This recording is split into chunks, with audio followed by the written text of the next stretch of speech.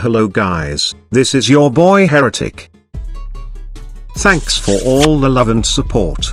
I have been reading a lot of comments from you guys about recoil and spray control, and button layout. Voy a la playa, ya subió la marea. Before I begin, I just want to ask you guys to press the subscribe button down below, as it really mean a lot to me, and you guys will be able to get absolutely grade A content. Now, let's get started.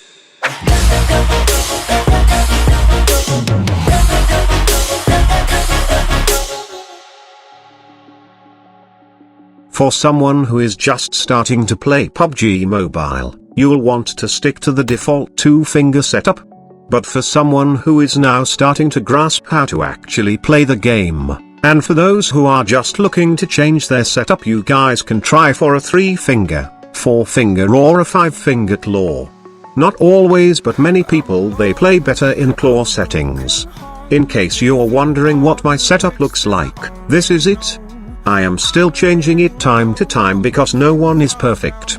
When you're configuring a new setup, always remember to keep the essentials in places where you can easily reach them. Here are some of my clanmates' button layout.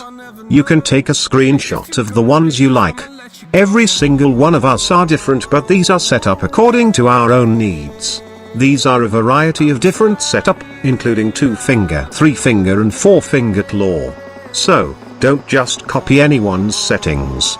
Explore and try new things. I am a fully gyro-only player, but for this video, I am going to turn my gyroscope off, for now.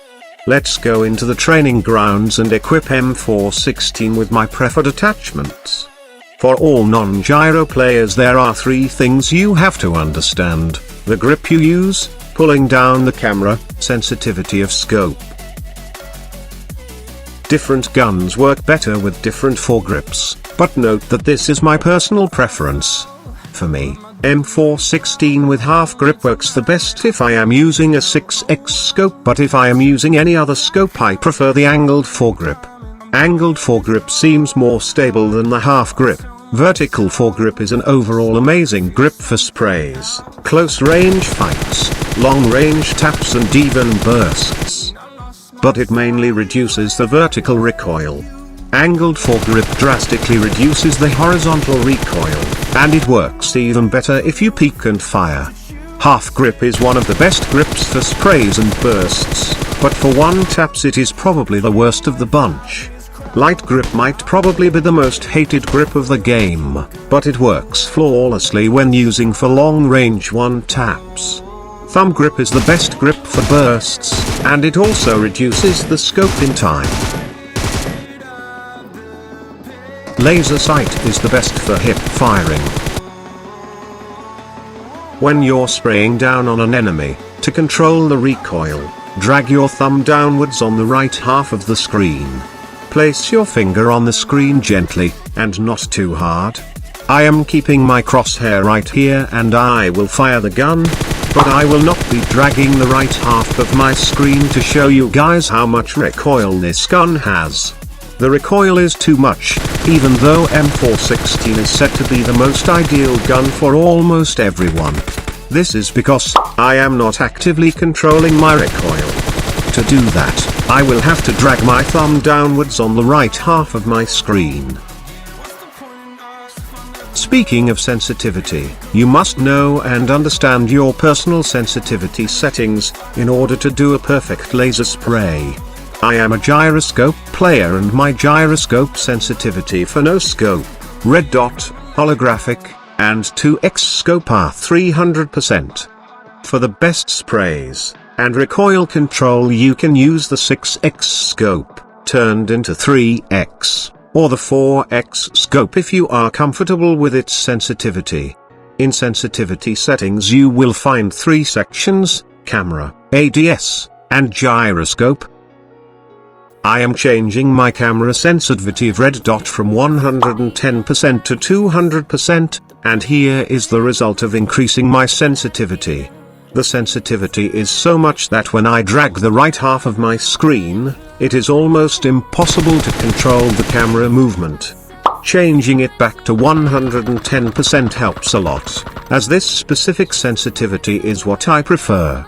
Always set your sensitivity in such a way that you can control your movements and your screen by dragging your fingers. If it seems too much for you at the moment, then try to play in the default low settings, and gradually move your way up to the high settings. Most of you know the full form of ADS, aim down sight, but not many understand what the sensitivity of ADS actually means. It is the amount of sensitivity your scope has when you're actively trying to control the recoil of the gun while firing. I am changing my ADS sensitivity of red dot from 125% to 300%. And now when I fire the gun, and drag my thumb downwards along the right half of the screen, you can see that I can barely keep my crosshair on the target. If you feel confident enough to start tinkering with your individual sensitivities, first change the sensitivity settings of your camera, and then ADS. Every phone has its own gyroscopic sensor. What it does is that it measures the distance between the ground and your phone in regards to the x-axis, y-axis and z-axis, and maintains the orientation and angular velocity while moving said phone. When you tilt your phone like this, the sensor calibrates the information and applies it directly to your character in the game. While playing without gyroscope, we have to drag our thumb downwards on the right half of the screen to control the recoil, but in case of playing with gyroscope we can simply change our phone's orientation and we will successfully control a gun's recoil, without even having to touch our phone.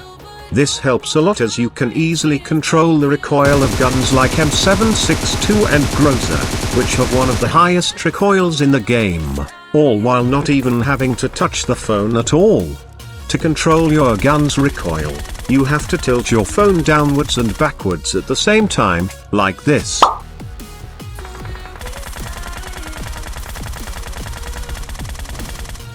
Let's take these targets into consideration, and we will be quickly moving from one target to the other using our gyroscope. My gyroscope sensitivity for red dot, as I said before, is 300%.